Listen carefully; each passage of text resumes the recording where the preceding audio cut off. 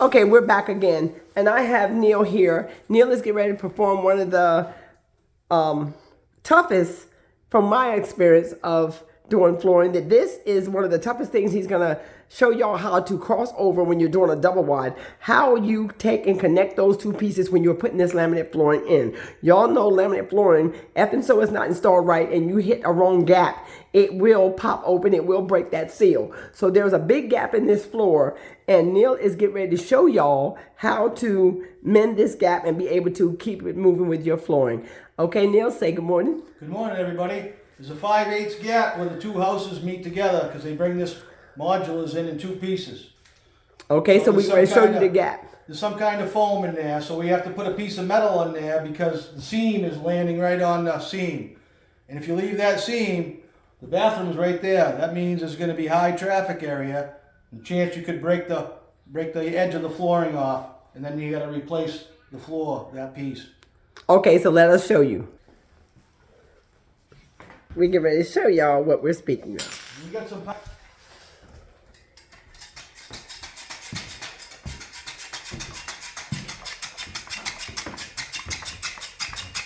What is it you're putting on there right now? What's that? What are you putting on there right now? I'm putting on power grab right here, right now, to hold it to the floor. Is that what it's called, power grab? Yep. Okay.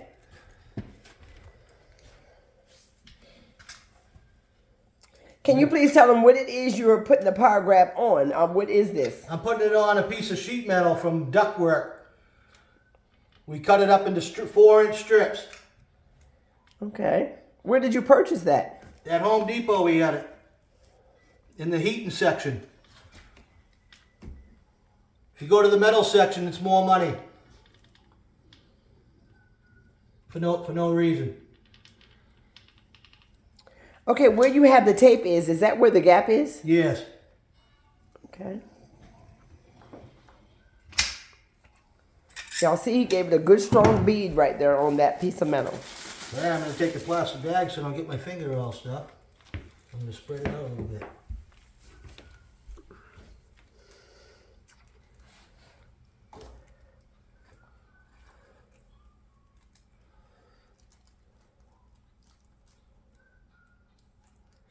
So it don't all come out.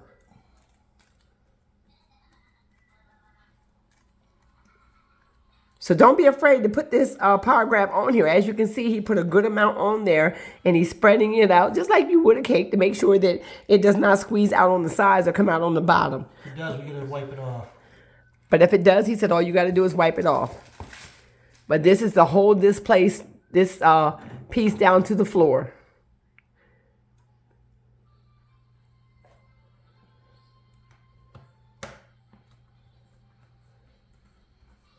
Good pressing. He's pressing it down. And this will allow him to be able to keep rolling with this flooring and roll right over top of that gap. Be real careful on this edge because the metal's sharp. Yes, this metal is very sharp, so he said to be careful as you press it. It has not been filed or anything of that nature or sanded. This is raw metal. It's going right down on the floor. As you can see, this strip of the opening of these two pieces that were bonded together, this double wide. Neil, how long would you say that strip is? It's a little over 7, 8 feet. Just under 8 feet. It's like 92 inches.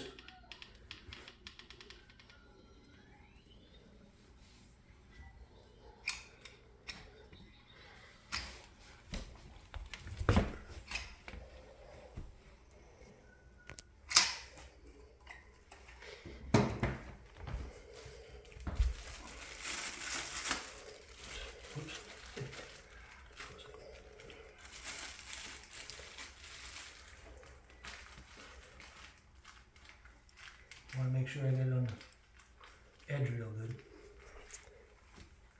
Very nice.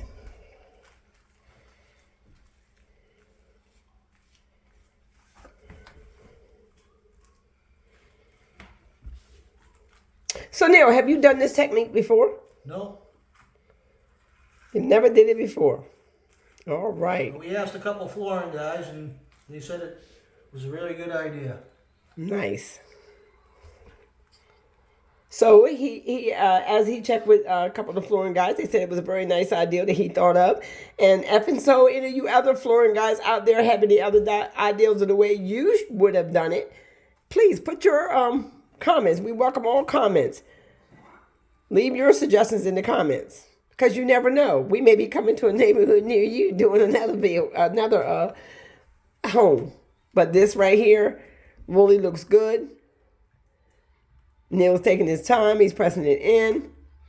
He's got the flooring looking good behind him. For all y'all that's looking behind him that see that flooring, how nice and tight it's put in, that also was done by him. Take your time and really pay attention to the work that you do. Perfection is good. It's good. I mean, there's going to be a few flaws here and there, of course, but it's better you slow down and take your time and put your flooring in right. But for y'all that got them big gaps out there and you don't know how to close those gaps up, this is what we recommend. Do not, we're not professionals. We're not telling you this what you have to do. So let's put that disclaimer out there. We're just giving you a few suggestions. So as I said, if you have some suggestions, we would love to hear them.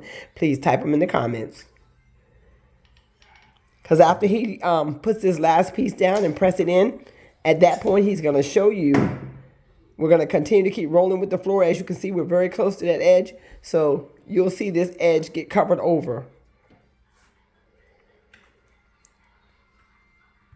It really looks good, guys. It really looks good. It's not bulky. It's nice and tight. It's thin. It looks good.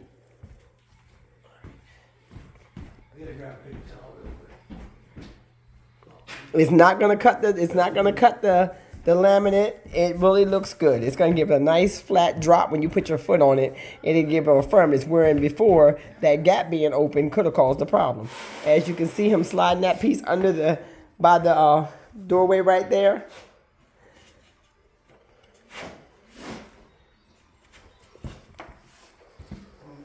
Hopefully it's gonna come up right.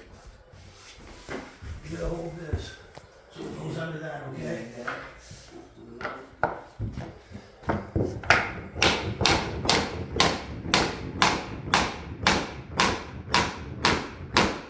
Good? There it is. Very nice. Very nice. There it is, y'all. Now, as you see, let me come up close so you can see how now that flooring has come over top of that metal piece. It's not landing. Had he not put this metal piece down here, this part right here would have landed so close to that gap, it would have been almost touching the gap. So this is what he tried to prevent, because what he has prevented, not tried to prevent, he has prevented that from happening, because now it has a flat, even surface to land on. Your foot would land flat on top of that surface and be able to continue to move. So it goes under. Yep. We have Jeremiah that has joined us, y'all. Jeremiah Brought in the king, Jeremiah. is part of this team, part of this family. And he came in this morning ready and able to get right on in here with Hedgehog. And now we're going to finish this area up. And they're going to keep moving as I record. And yeah, it looks good. So now, to stay with these seams, I gotta cut a little small one right there to keep the pattern going the same. I just want y'all to see. I'm going to keep this video going until I want y'all to see how this seam gets covered all the way up on both sides. He's going to cover this whole seam all the way up. Keep right on rolling. And then you will not see this seam. It'll be like it's forgotten. You will never remember it was even there. Because see, when he puts that next piece in down there, that's going to be the last piece of that row. As you can see, he's buttoning it up against the wall. So he cuts his pieces outside professionally, as they say, custom to the spot that they need to be in.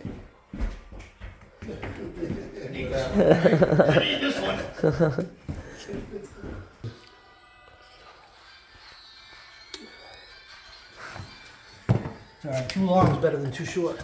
Okay. Okay, y'all, this is the piece, the end piece that he's putting up against the wall. So he's getting ready to tap this piece in. Can I have that bar over there, Jeremiah?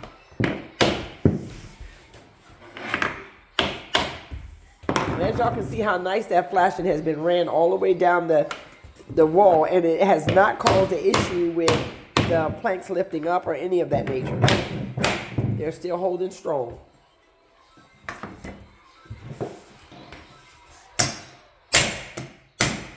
There you go. Close it right on up. And he was still left with his gap. As y'all can see, let me pull in close. He still has the gap there for this flooring to breathe. The gap is still there. Okay? Now we're going to cover up this other side. Jeremiah, can you please go get him some full planks? You may have to open them. Is there any in this box here? What are we doing here? Okay, right here. Can you tell us what you're doing right now? We are lining up the seam so it keeps the same pattern on the floor. Okay. So it keeps going the same. So it won't look funny. And that's important. That is really important.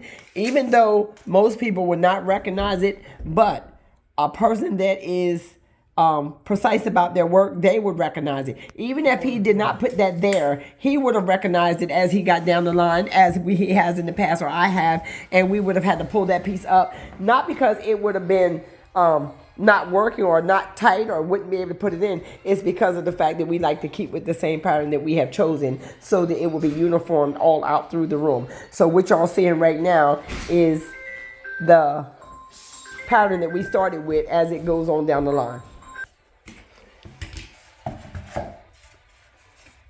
It's going to go back to here. Okay, he's getting ready to notch this piece so they can go in the doorway, and that way it will not take the seams off out of line. So he's going to notch this piece and slide it up under this doorway. 1.5.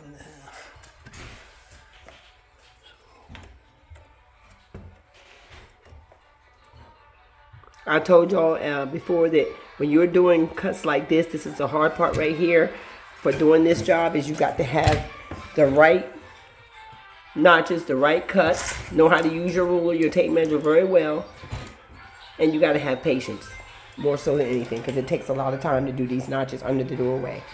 Patience is the key.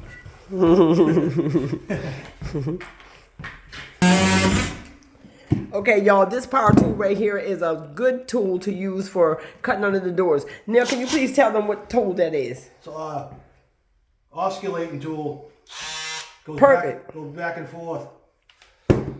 Perfect for cutting your door, your under jams here. I was thinking you could show them the stuff outside too if you wanted. Okay. See one of them blue spaces over there, Jeremiah? Just grab one of them over there on that wall. Y'all, these blue spacers are lifesavers. They have been really good. And he also made some that he nailed up against the wall in the beginning to make sure that they didn't move. So if you don't have these blue spacers, you can always use one of your planks and cut it and nail it to the wall. Check it. You gotta check it. He's doing his seams, y'all. We are right on the money. All right. Now you ready for a hole one? Yep. Okay. He's getting ready to put a hole in, y'all. Now we'll see the flange. Y'all see the flange. The flange is now disappearing. Look at this. Look at this. He's going right over top of it. Jeremiah, right over top of that flashman. You just put your foot Right on over it. top of it, he's going. You gotta get rid of that before I get it all over my pants.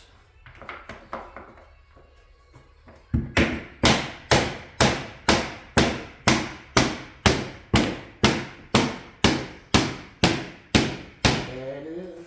There it is. Give him, Yeah, no.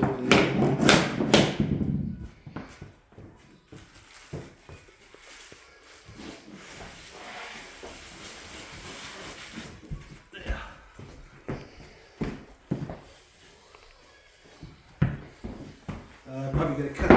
Looks at it. Yep. you're gonna have to cut it? Yep. How short you gonna have to cut it? Just a little bit off of it. Just a little bit off? The big end goes. This you were right.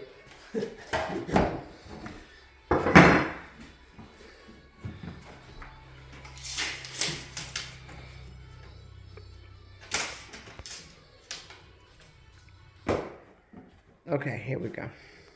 Is it just barely gonna make it? Or you still got to cut It's it? gonna make it. Okay. I'm just marking this part. Okay, he's marking it, y'all, where he's going to have to cut it. And that will close that in. And as you can see, even as that plank is laying there, you will see that that flangelant piece is totally covered up. So that closed in the gap that was in the subfloor. Patch it up, close it up, and keep your floor going.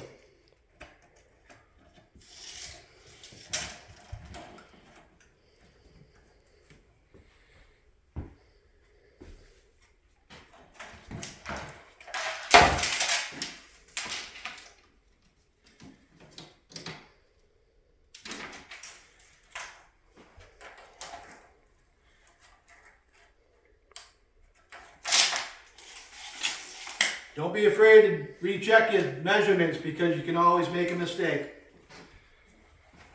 Measure twice, cut once. Okay, y'all, this is the last piece on this line to cover that flangelant. So we want to make sure, I want to make sure y'all see this and y'all see how it's completely covered. And it is not causing any problems on the other side with the next plank that will be going in. This is flattened out, so now you know how to close your gaps and be able to put your flooring in and close that gap and be able to keep moving.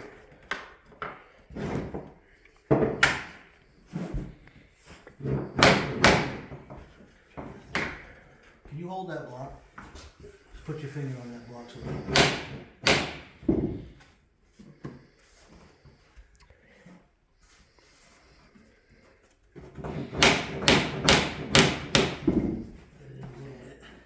I'm gonna get this end in a little first. It's because there's a little hump over here.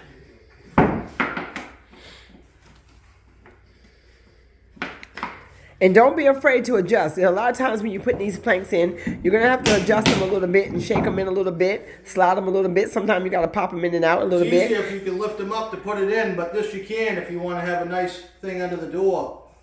So Yeah. I'm going to mess around with it to get it in there. Yeah, because see, once it gets under that door jamb, you can't lift it up the way you just shake it like that. So you got to actually be creative in how you move it and how you get it to pop into place. Sometimes when this wonder bar comes in, put it under here, and you can hold that edge down. Jeremiah, can you hold that down right there?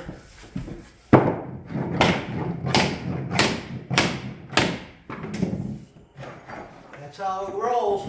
Now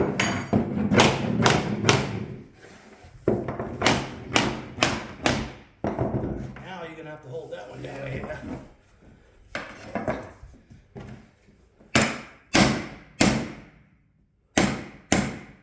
Not moving. Didn't move any.